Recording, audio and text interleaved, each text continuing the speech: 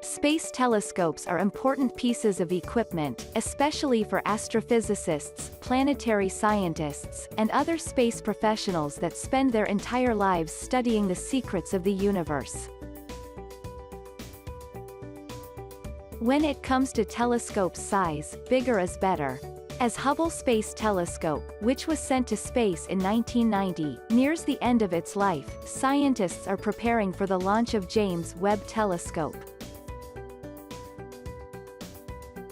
The launch of James Webb will mark the beginning of future telescopes that could be built in pieces and then assembled in space, unlike the Hubble's telescope, which was built and assembled here and then sent to space.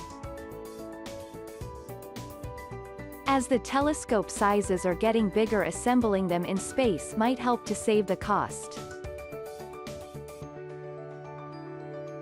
Thanks for watching. Subscribe to Steam Daily newsletter for such amazing latest content on science and technology. Please also subscribing out YouTube channel. You can also visit us on steamdaily.com.